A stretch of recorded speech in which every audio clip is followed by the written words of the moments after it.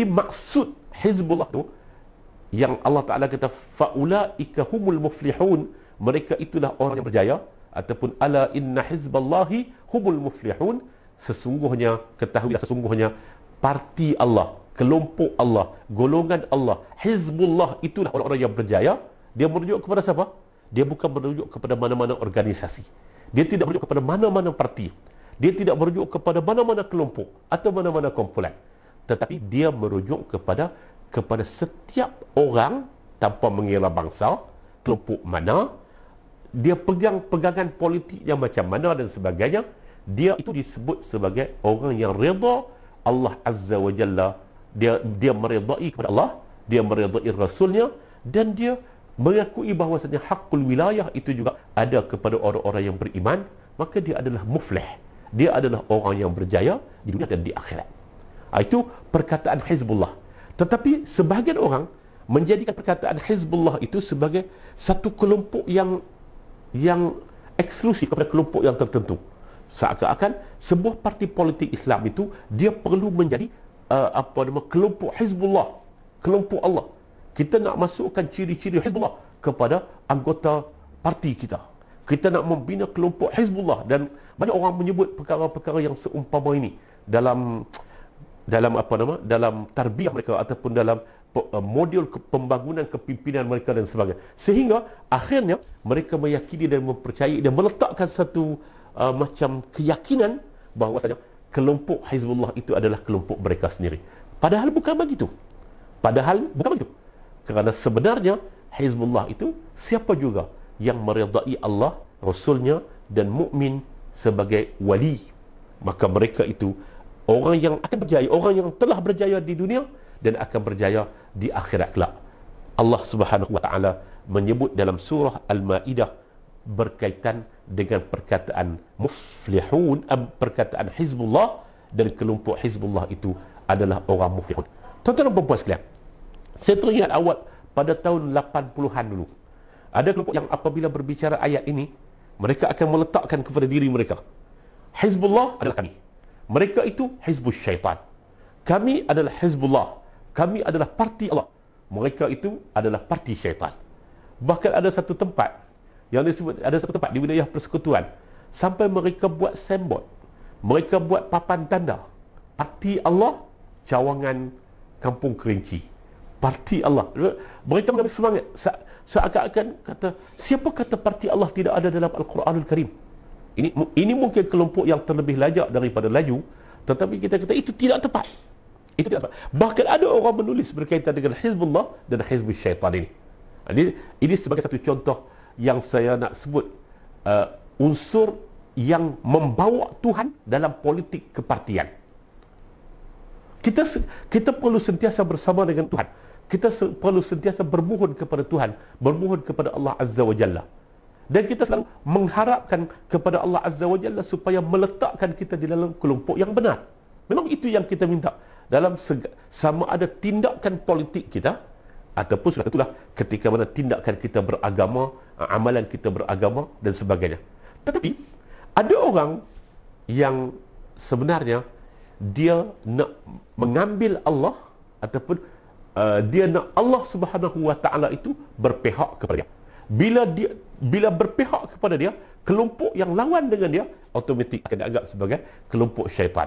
Kerana kami parti Allah, maka yang lawan dengan kami adalah parti syaitan. Ini pernah berlaku tak? Ini pernah berlaku, tuan-tuan.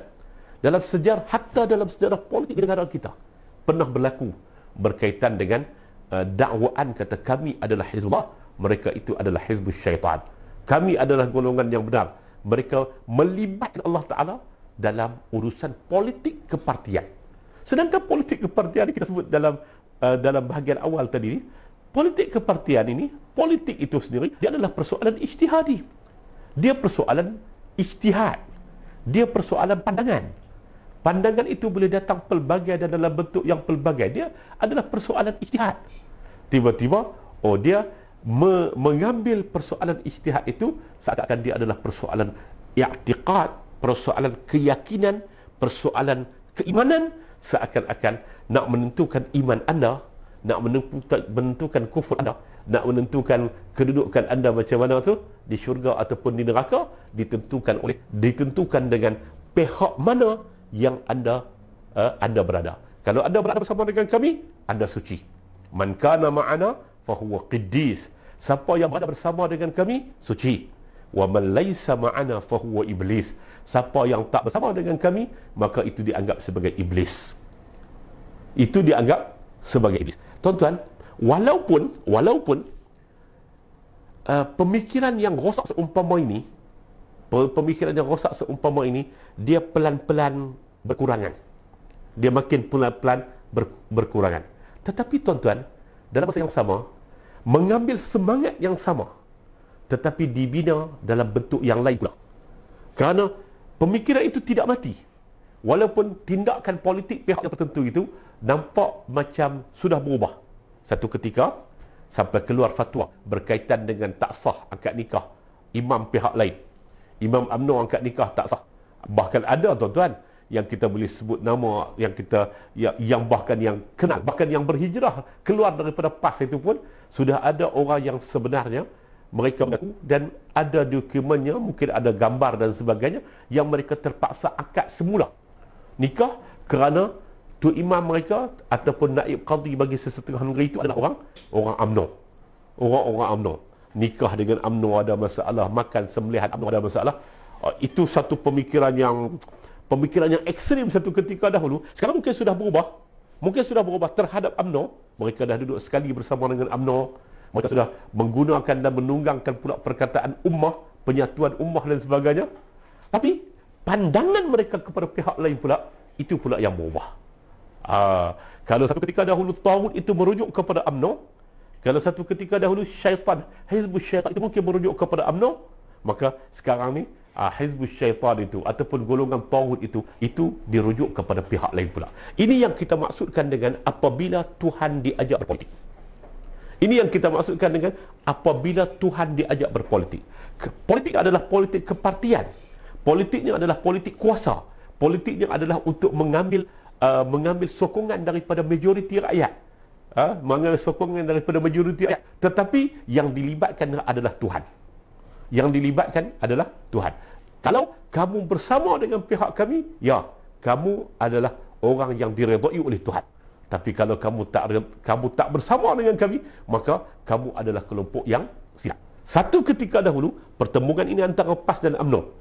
PAS kata kami adalah Hizbullah, yang bertentangan dengan kami adalah Hizbus Syaitan. Lah ni, mereka tak menggunakan kalimah yang sama, tetapi mereka menggunakan sekali lagi melibatkan dan mengajak memasukkan Allah Azza wa Jalla dalam politik kepartian. Saya tunjuk contoh. Ada dakwaan daripada Setiausaha PAS Negeri Kelantan, dan dia juga adalah ahli jawatan kuasa PAS Pusat. Beliau juga adalah Timbalan Menteri Pertanian dan Industri Makanan, Datuk Cik Abdullah Maknawi, ataupun lebih dikenali juga dengan Datuk Cik Lah. Okey, apa dakwaan dia? Dalam satu live FB bersama-sama dengan Sinar Harian, beliau menyeru kepada rakyat Malaysia supaya memilih pemimpin yang takutkan Allah.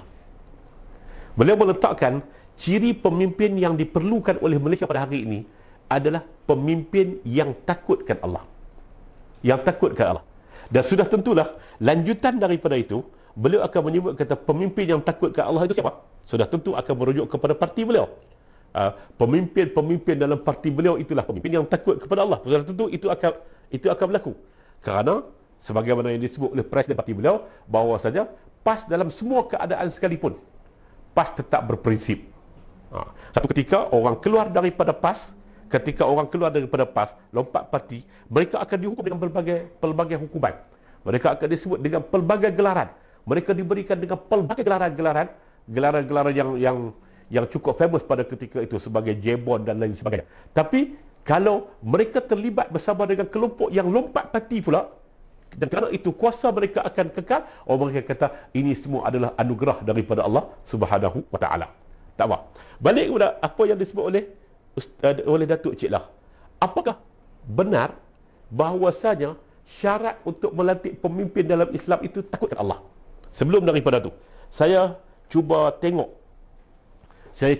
cari dalam fiqh klasik, fiqh politik klasik berkaitan dengan syarat untuk melantik pemimpin.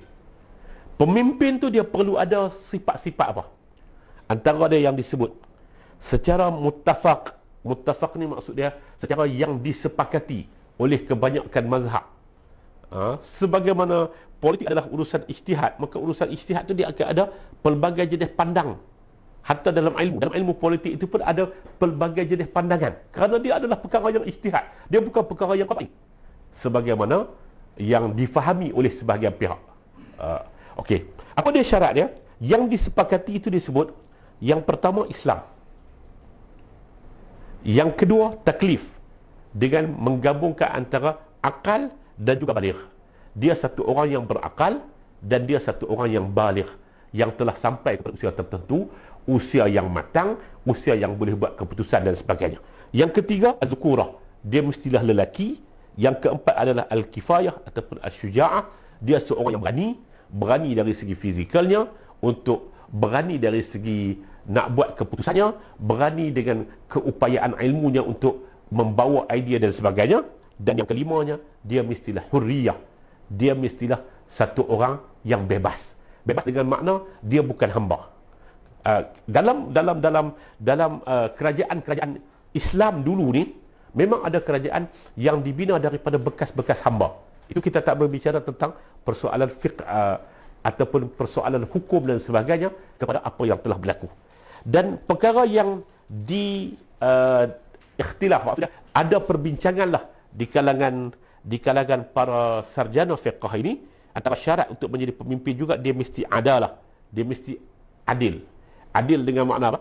Dengan makna itu yang disebut, bahkan sering disebut oleh ramai para politikus kita, khususnya Presiden PAS, ahli Parlimen Marang. Bila dia nak sebut tentang calon-calon PAS, dia akan sebut kata calon PAS itu akan dipilih daripada orang yang adil. Adil dengan makna tidak melakukan dosa-dosa besar dan tidak mengekalkan dosa-dosa kecil. Kemudian salamatul yadain wal rijlain was sam' wal basar, satu orang yang salamah, satu orang yang pendengaran dia elok, tangan dia cukup dua, kaki dia cukup dua, dia boleh penglihatan yang dia boleh tengok dengan tepat dan sebagainya. Dan juga ada yang menyatakan bahawa syarat untuk menjadi pemimpin itu juga adalah satu orang yang bernasab daripada nasab, makna daripada keturunan. Dia ada unsur keturunan, dan ada yang berbicara tentang dia mestilah Hashimi, dia mestilah keturunan Bani Hashim, ataupun dia mestilah orang Arab, ataupun dia mestilah daripada keturunan sekian-sekian dan sebagainya. Okey. Di manakah syarat yang dibincang dalam fiqh klasik, fiqh lama, berkaitan dengan syarat untuk menjadi pemimpin itu mestilah satu orang yang takutkan kepada Allah Subhanahu wa taala. Memang dalam Al-Quranul Karim, Allah Subhanahu wa taala menyebut berkaitan dengan ulama. Allah Taala menyatakan, innama yakhshallaha min ibadihi ulama. Sesungguhnya yang paling takut kepada Allah Azza wa Jalla di kalangan hambanya adalah ulama. Tetapi dalam masa yang sama juga, Allah Ta'ala menggambarkan tentang golongan yang seumpama anjing. فَمَثَلُهُ كَمَثَلِ الْكَلْبِ إِنْ تَحْمِلْ عَلَيْهِ يَلْحَثْ أَوْ تَتْرُكُ يَلْحَثْ. Maka perumpamaan mereka, siapa mereka itu? Di kalangan ahli tafsir menyebut, mereka itu adalah orang-orang yang mempunyai ilmu tetapi tidak mengamalkan ilmunya, ataupun orang-orang yang mempunyai ilmu dan menjadikan ilmunya itu sebagai modal untuk diperdagangkan. Untuk siapa yang boleh memberikan sesuatu keuntungan kepada dia, maka dia akan bersama dengan kelompok tersebut. Allah Ta'ala kata apa? Maka perumpamaan mereka itu seumpama kaldai, seumpama anjing. In tahmil alaihi yalhath. Kalau kamu bawa makanan kepada dia untuk dia makan, juga dia menjeler. Au tatrukhu yalhath. Kalau kamu tinggal dia pun, dia akan menjeler. Disebut juga, ini adalah ulama usu. Allah Ta'ala menyebut, kata, kelompok yang ulama itu, kita tak berbicara lagi tentang syarat untuk menjadi pemimpin. Kelompok ulama itu pun ada kelompok ulama yang takutkan Allah. Mereka yang takutkan Allah itu, mereka itulah ulama yang benar. Dan ada di kalangan kelompok ulama itu yang menjadikan mereka memajakkan akal mereka dan mereka memajakkan ilmu mereka untuk mencari siapa-siapa yang boleh memberikan keuntungan kepada mereka. Allah Ta'ala kata, فَمَثَلُهُ كَمَثَلِ الْكَلْبِ, perumpamaan mereka seumpama anjing. Kalau kamu beri makanan kepada dia, dia akan menjeler, dan kalau kamu tarik dan kamu tinggal dia pun, dia akan menjeler. Jadi kalau kita tengok dalam fiqh klasik, mereka tak meletakkan bahawa syarat untuk menjadi pemimpin itu, pemimpin dengan makna pemimpin politik, pemimpin untuk memimpin negara dan sebagainya itu sebagai satu orang yang takutkan Allah. Kerana apa? Kerana mereka tidak menjadikan itu sebagai perkara yang menjadi syarat untuk menyatakan itu adalah syarat untuk menjadi seorang pemimpin. Kenapa? Sudah tentulah kerana takutkan Allah ini di mana indikatornya. Kita nak ukur macam mana? Kalau kita menjadikan syarat-syarat yang lain, dia mesti satu orang yang baligh. Kita boleh tahu baligh itu dibincang usianya berapa, dia usia rusydi ataupun usia matang itu berapa, dibincang. Kalau dia boleh dipegang yang ni, kita boleh tahu kadarnya macam mana, kedudukan dia macam mana. Seorang muslim, dia dengan mengucap, dengan diperakukan keislaman dia adalah seorang Islam. Tapi kalau kita nak sebut kata seorang yang nak menjadi pemimpin itu perlu untuk takutkan Allah, semua orang boleh mendakwa kata dia takutkan Allah. Tetapi kayu pengukur kepada orang yang nak memilih bagaimana? Kepada rakyat dalam konteks kita, kepada para pemilih. Macam mana dia nak tahu kata kawan dia adalah golongan yang takutkan Allah Subhanahu Wa Taala. Sebab itulah kita kata dalam kita berpolitik, cukup dengan kita berbicara berkaitan dengan syarat untuk menjadi pemimpin itu sebagaimana yang disebut oleh Al-Quranul Karim, sebagaimana yang disebut oleh As-Sunnah dalam konteks kita orang Islam. Kita melihat, dan kalau kita tengok dan tuan-tuan perhati dalam syarat-syarat itu yang tidak disebut secara khusus tetapi diambil iktibas oleh para sarjana berkaitan dengan kepimpinan ini. Sebagai contoh, Al-Qawiyyu Al-Amin, seorang yang qawi, seorang yang mempunyai kekuatan dari segi ilmunya, kekuatan dari segi keupayaannya dan sebagainya, seorang yang amin, seorang yang berintegriti. Ini semua boleh dipegang dan boleh diketahui, boleh diukur. Satu orang yang kita nampak kesihatannya, mungkin itu sebagai kekuatan tubuh badan. Satu orang yang kita nampak tentang keupayaan ilmunya, bagaimana dia mengemukakan solusi dan penyelesaian kepada masalah rakyat, itu boleh diukur. Al-Amin, satu orang yang berintegriti, juga boleh diukur berasaskan kepada rekod dan sebagainya. Itu boleh diukur. Hafizun Alim, seorang yang pemelihara, dan satu orang yang mempunyai keupayaan ilmu yang nyata. Surah Yusuf, Inni hafizun alim. Saat ketika Nabi Yusuf memberikan resume dia untuk dia dilantik sebagai Menteri Perbendaraan Mesir itu, Nabi Yusuf memberikan resume dengan 3 perkataan. Inni hafizun alim. Sesungguhnya saya ni satu orang yang hafiz, satu orang yang boleh memelihara amanah ini dengan baik dan jujur, dan alim, saya mempunyai pengetahuan dalam bidang kepimpinan ini. Itu dikemukakan oleh Yusuf alaihi salatu wassalam sebagai resume dia untuk memohon jawatan Menteri Perbendaraan Mesir pada zaman pemerintahan dia. Dan kedua-duanya boleh diukur. Hafizun, alimun boleh diukur. Satu orang yang disebut dalam Al-Quranul Karim sebagai satu orang yang responsif, seumpama Nabi Sulaiman alaihi salatu wassalam, seorang yang responsif terhadap isu dan kesusahan rakyat. Wa tafaqqada at-tayra faqala ma liya la ara al-hudhud am kana min al-ghaibin, dalam surah An-Naml. Ketika mana Allah Subhanahu Wa Taala menceritakan berkaitan dengan Nabi Sulaiman, ketika mana dia cari burung hudhud, di mana burung hudhud, amkana minal ghaibin, sama ada dia ni satu orang yang telah tak selamat atau satu orang yang telah tidak menyertai perhimpunan kita pada hari ini. Akhirnya Hudhud datang bertemu dengan Nabi Sulaiman, yang oleh para sarjana berkaitan dengan kepimpinan dalam Islam, mereka mengambil iktibas ataupun mengambil sedutan daripada ayat ini, mengambil manfaat daripada ayat ini. Mereka menyebut kata seorang pemimpin itu hendaklah seorang yang responsif kepada isu rakyat, responsif kepada problem rakyat, responsif terhadap apa yang sedang berlaku di kalangan rakyat. Dan itu juga boleh diukur. Kalau dia satu orang yang tak pernah turun kawasan, satu orang yang tak pernah tahu mai daripada mana, satu orang yang dia tidak pernah respon terhadap masalah rakyat dan juga isu-isu di persekitaran rakyat, sudah tentu kita boleh ukur dia ni responsif ataupun tidak. Semuanya boleh diukur.